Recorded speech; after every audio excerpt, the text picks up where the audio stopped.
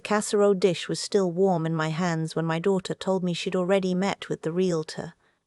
I want you to understand the timing of that, because the timing is the whole thing. Walter had been gone 11 weeks. 11.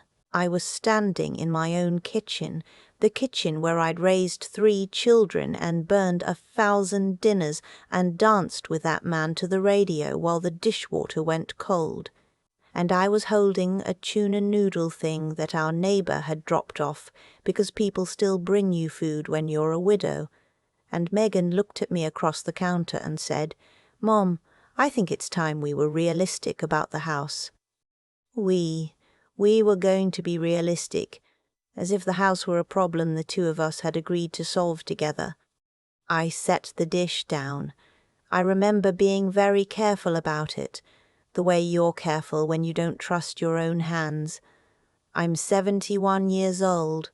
I have lived in this country my whole life, born in a hospital in Dayton, Ohio, that they tore down in the 90s, and I have never once in 71 years sold a house. I didn't even know what it would mean to. And here was my oldest, my girl, the one whose colic kept me up for the first 4 months of her life, telling me she'd already had a man from a brokerage walk the property line. "You met with somebody," I said. "I had him do a drive-by, just a ballpark." She said it gently, the way you'd talk to a dog that might bite. "Greg ran the numbers, Mum. With the market where it is, you could clear 300, maybe 320 after the mortgage payoff." The mortgage. We'd had a reverse mortgage for about 6 years, which Walter set up when his knees gave out and he couldn't do the long-haul routes anymore. I didn't understand all of it. I understood that there was money the bank gave us, and money we'd owe back when one of us was gone, and that the house was the thing standing in the middle of it. I knew that much, but hearing my son-in-law's name attached to the word numbers in my kitchen 11 weeks after I buried my husband, that did something to me that I'm still not sure I have the right word for. I told her I needed to lie down. That was a lie, the lying down.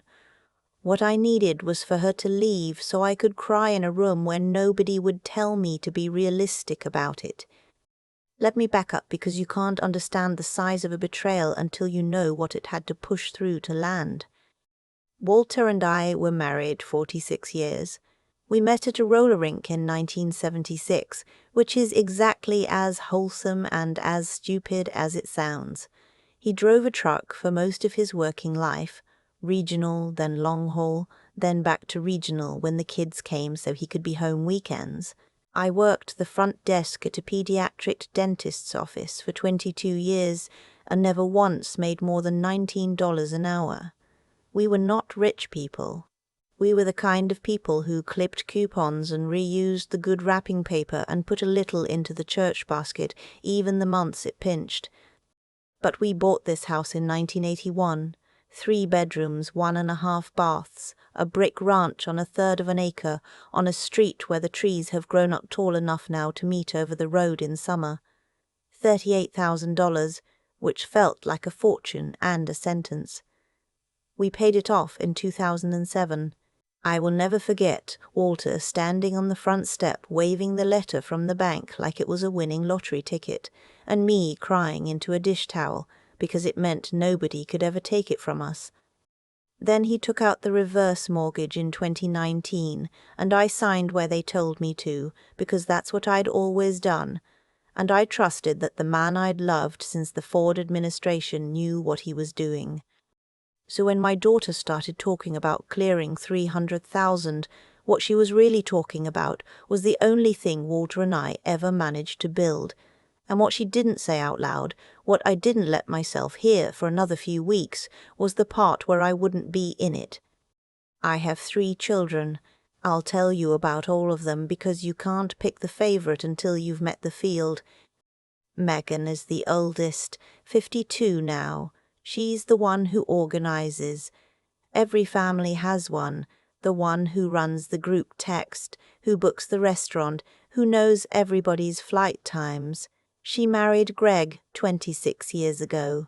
Greg sells commercial insurance and has opinions about everything, especially money, especially other people's. They live 40 minutes away in a 4-bedroom in a development with a name like Heron's Landing, even though there is not a heron within 50 miles of it. They have a boat.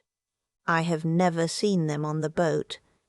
Then there's the middle one, my son Aaron, 49. Aaron is a high school shop teacher, 2 states over in Indiana. He's quiet, always has been, the kind of kid who could spend a whole Saturday taking apart a lawnmower and putting it back together just to know how. He married Stephanie, who I'll be honest I didn't warm to right away, and then loved like my own. They don't have much.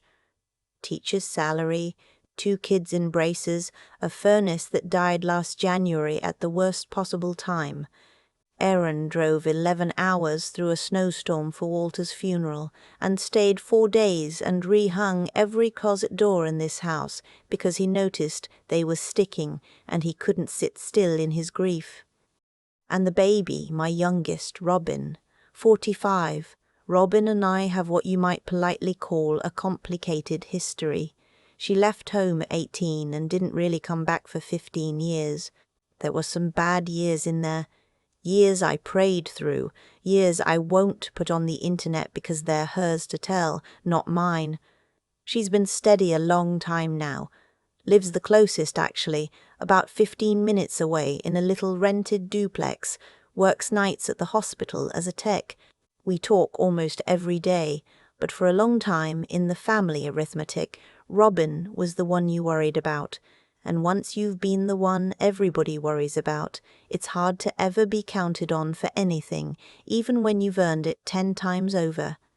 I tell you all this so you understand, when the trouble came, it didn't come from where I expected. It came from Megan, the one who organizes, and it came dressed up as helping. The Saturday after the casserole, she came back. This time Greg came too, and they brought a folder. An actual manila folder, the kind they hand you at a closing.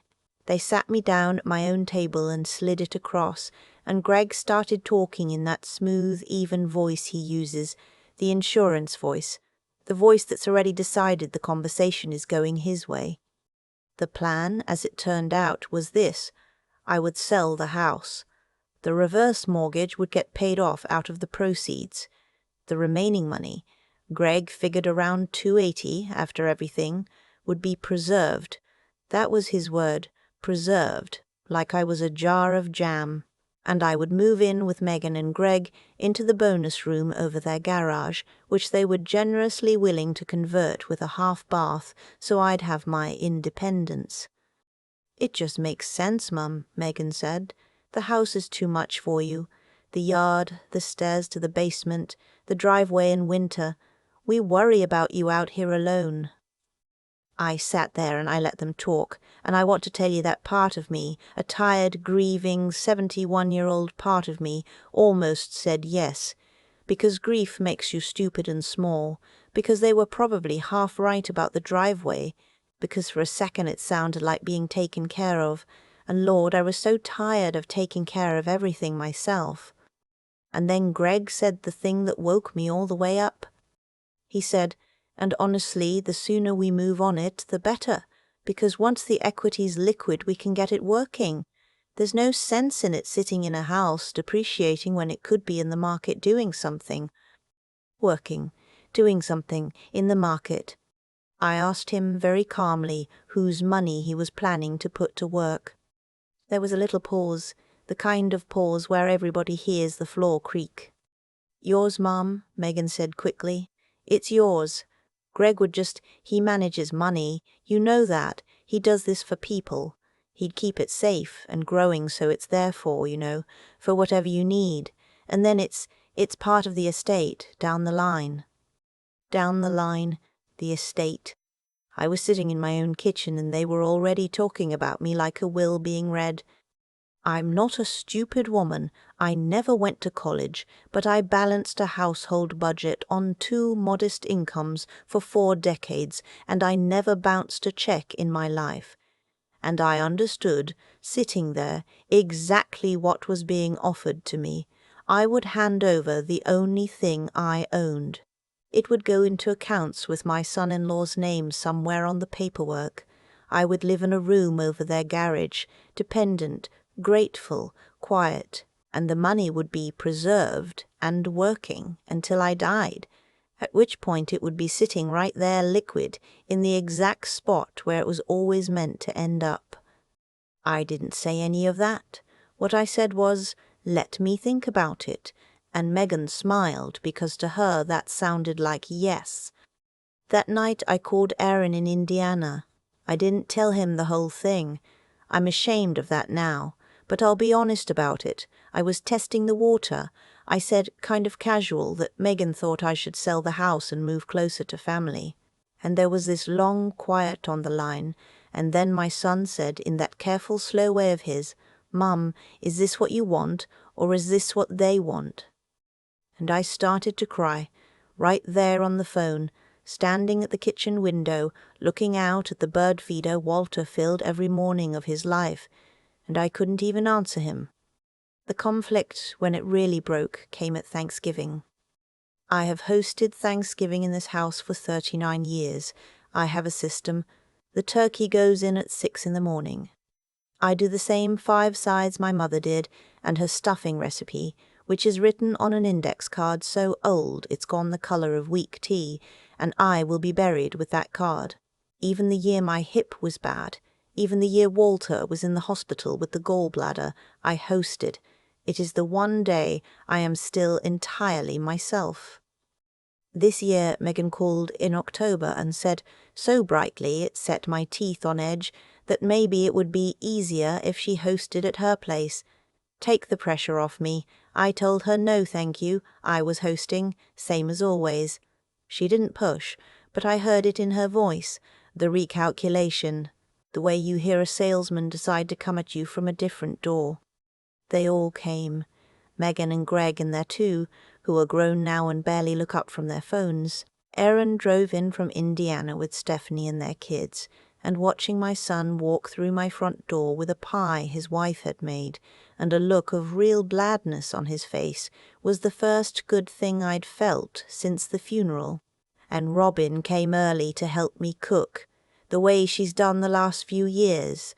The 2 of us in the kitchen with the radio on, and I thought, with the part of my heart that always hopes against the evidence, maybe today it'll just be a good day. It was a good day right up until the pie. We'd cleared the dinner plates, the kids had scattered, the adults were sitting around the table the way you do, loosened belts, that warm, heavy quiet. And Greg cleared his throat and said he wanted to bring something up while everybody was together, because we're a family and we should make decisions as a family. I knew what was coming before he finished the sentence.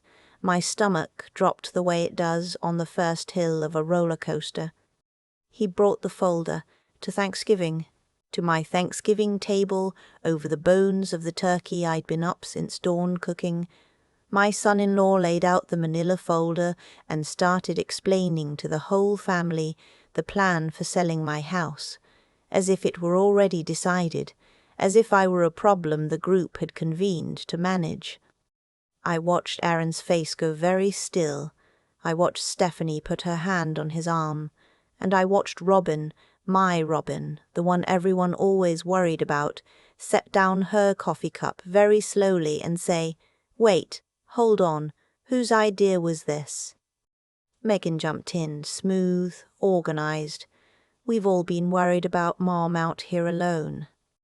"I haven't," Robin said. "I see her 3-4 times a week. I'm 15 minutes away. Nobody asked me if I was worried." "Robin." Greg said her name like a warning, like a man correcting a meeting that had gotten off its agenda. "With respect, you're not exactly in a position to be the one she leans on." And there it was, the whole family's 20 years of arithmetic said out loud at the dinner table. Robin's not in a position.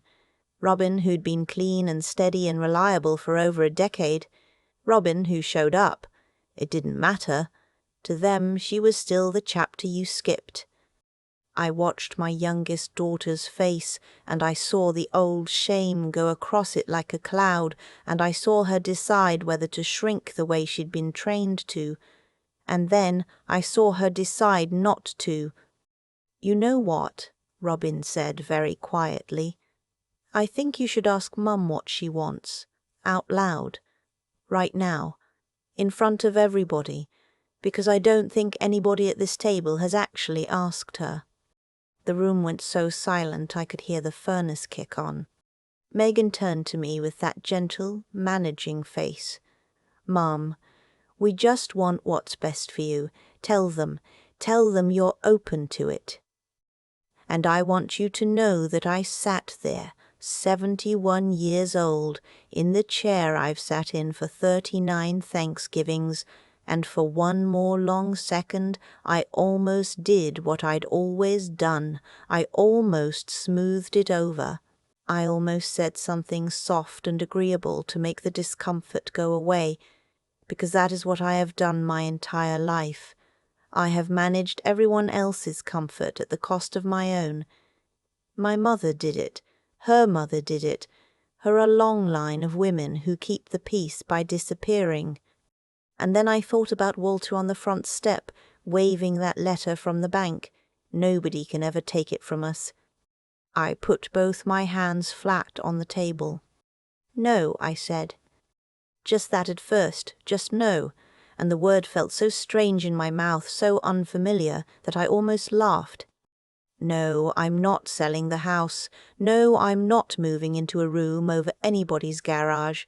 No, Greg, you will not be putting my money to work in the market. And no, we are not deciding this as a family, because it is not a family decision. It is my house. It is my money. And I am not dead yet, no matter how the conversation's been going."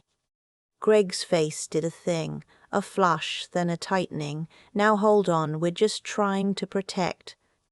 "You're trying to protect my money from me," I said. "I've watched you do it for 10 minutes and I'm done watching. You want me out of this house so the equity's loose. You said so yourself. You want it working. You want it liquid. Well, it's working just fine. It's keeping a roof over my head. That's the work I bought it for." Megan was crying now. "She does that. She cries when she's losing. Mum, that is so unfair. We are not. We love you. We're worried. How can you say we'd?" "And then where was Robin in your plan?" I asked her. She stopped. "You stood in my kitchen and told me you worried about me out here alone. Your sister lives 15 minutes away and sees me 4 times a week. If you were worried about me being alone, Megan, you'd have called her. You didn't. You didn't call her because the plan never had room in it for her. It only had room for the house." I'd never spoken to my daughter like that in my life. 40 years of swallowed words came up all at once. And the terrible thing, the thing that broke my heart even as I was finally saying it, was watching it land, watching her realize that I'd seen it, that underneath all the worry and the folder and the bonus room over the garage, I had seen exactly what it was. Aaron stood up, my quiet son who hadn't said a word the whole time. He stood up and he started clearing the dessert plates, calm as you please, and he said, not loud, "I think we're done talking about this. Mum said no. That's the end of it. Who wants coffee?" Bless that boy, he gave the room somewhere to go. Greg and Megan left within the hour. There were stiff hugs at the door, the kind where nobody's body actually touches. Greg didn't look at me. Megan said, "Happy Thanksgiving, Mum," in a voice like a slammed drawer. And then their tail lights went down the street under the bare trees, and I stood in my doorway in the cold, and I felt about 100 things at once, and not one of them was sorry. That night, after Aaron and Stephanie had taken the kids to the motel and the dishes were done, Robin stayed. We sat at the kitchen table with the last of the coffee and a plate of pie between us, and we didn't say much for a long time. Finally she said, "I never thought I'd hear you say no like that." "Neither did I said. Where'd that come from? I thought about it. Your father, I said, and I think being treated like I was already gone made me realize I wasn't. There's nothing like somebody reading your will at the dinner table to remind you that you're still breathing. She laughed, and then she got quiet, and then she said, the thing I'll carry to my grave. She said, I always figured if anybody ended up taking care of you, it'd be Megan, the responsible one. I figured everybody had me down as the one who couldn't be counted on, and you know what? For a long time they were right. And now, I said. Now I'm just glad I was here, she said. That's all. I'm just glad I got to be here for it. I reached across the table and took my youngest daughter's hand, the hand I'd held through fevers and through worse than fevers, and I thought about how wrong we get each other sometimes, how the one you worry about turns out to be the one who shows up, and the one you'd trust with anything turns out to want what's yours, how you can be somebody's mother for half a century and still be learning who they actually are. The resolution, if you want to call it that, took the next few months, and it wasn't tidy. Real life isn't tidy. I did one thing that week that I should have done years ago, and it took the Thanksgiving from the table to push me to it. I called a lawyer, not Greg's guy, not anybody attached to the family, a woman in town, Ms. Brose, Okafor, who does estate work and who treated me like a grown adult capable of understanding my own affairs, which, it turns out, I am. We went through everything, the reverse mortgage, which she explained to me in plain English in about 20 minutes, more clearly than anyone had in 6 years, so that for the first time I actually understood what I'd signed and what would happen to the house when I'm gone, and that it was fine, that I could stay here the rest of my life, that the bank wasn't going to throw me into the snow. We went through Walter's small life insurance. We went through the IRA he'd left, modest but real, about $90,000 that I'd been too frozen with grief to even look at. And we rewrote my will. I'm not going to tell you exactly how I split it, because that's private, and because it's not even the point. I'll tell you that I sat in that lawyer's office, and I thought hard about each of my 3 children, and what they actually were to me, not what the family arithmetic said they were. I thought about who showed up. I thought about who drove 11 hours through a snowstorm and rehung the closet doors. I thought about who works nights at the hospital and still comes by 4 times a week and never once mentioned money. And I thought about my oldest, my organizer, my girl with the colic, who I love and who hurt me and who is still my daughter, and I made sure she was in it too, because a mother doesn't write her own child out of her heart over one bad Thanksgiving, even a Thanksgiving like that one. But I made the decisions, me, with my own name on the line marked client, and nobody else's name anywhere on the paperwork at all. Megan and I didn't speak for almost 2 months. That was the hardest part, harder than the confrontation itself. 2 months of holding the line is a long time when the person on the other side of it is your child.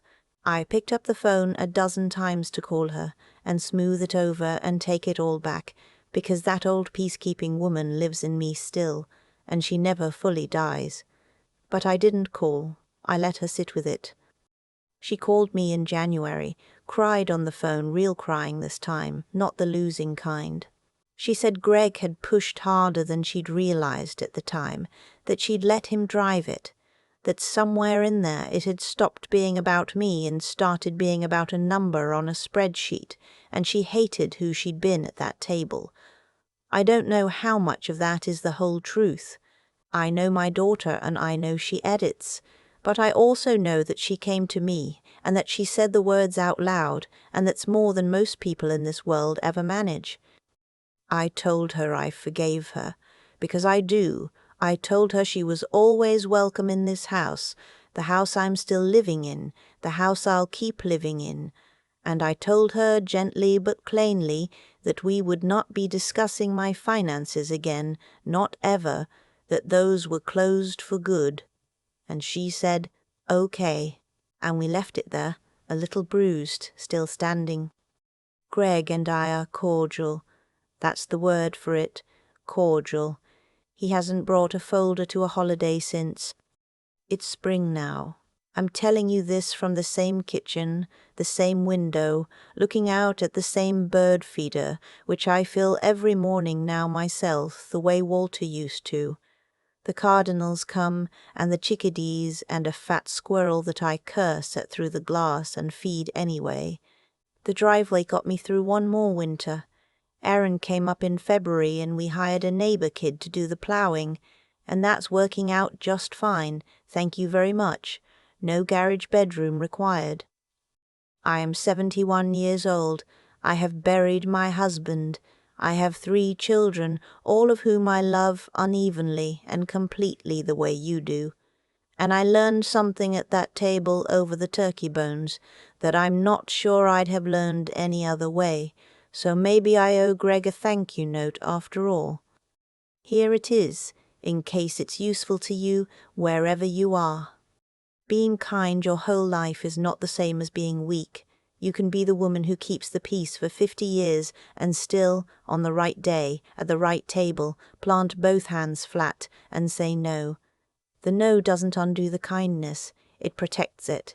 It puts a fence around the part of you that's worth protecting so that the people who love you can find you inside it, and the ones who only love what you have go home empty. They wanted the house. They wanted the money. They were already spending it in their heads, already had me settled into a room where I'd be grateful and quiet and gone. But the house is still mine. The money is still mine. And so, it turns out, after all these years of giving every last piece of myself away, am I? The bird feeder needs filling. I think I'll go do that now. I've thought a lot about why it all unfolded the way it did. And the more I sit with it, the more I see it wasn't luck. It was the slow result of choices, mine and theirs, lining up over years until they came due all at once. Greg lost because he believed I was something I'm not. He looked at a grieving woman in an old brick ranch and saw a problem to be managed, a number to be freed up. He never once considered that a person who balances a household on 2 small paychecks for 40 years might understand exactly what liquid and working really meant when they were said about her own home. His plan failed because it was built on treating me as already gone. You cannot quietly take something from a person while looking them in the eye and calling it love. Sooner or later they hear the gap between the words. And Megan, my organizer, my girl with the colic, she got swept along because she let someone else decide what worried her. That's the thing I'd want anyone listening to hold on to. The trouble at my table didn't start with greed. It started with a soft spine, with letting a louder voice tell her what to feel. The day she finally cried on the phone in January and owned her part, that was the day she started getting herself back.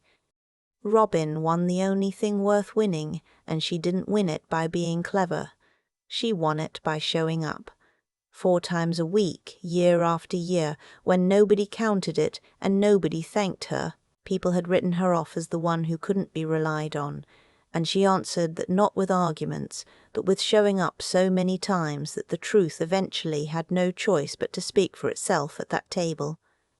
What I learned, late, at 71, is that a good life asks 3 things of you at once.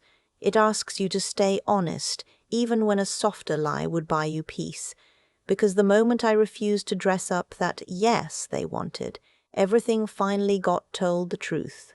It asks you to keep your eyes open, to do the hard work of actually understanding your own affairs, instead of signing where you're told, the way I finally sat in Ms. Akoffel's office and made the bank's papers make sense.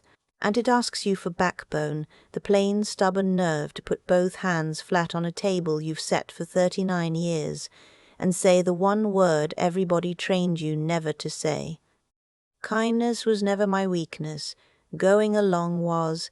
The day I stopped confusing the two, the people who only loved what I had, went home with their folder, and the people who loved me stayed for coffee. That's the whole arithmetic right there. It just took me a lifetime to do the math.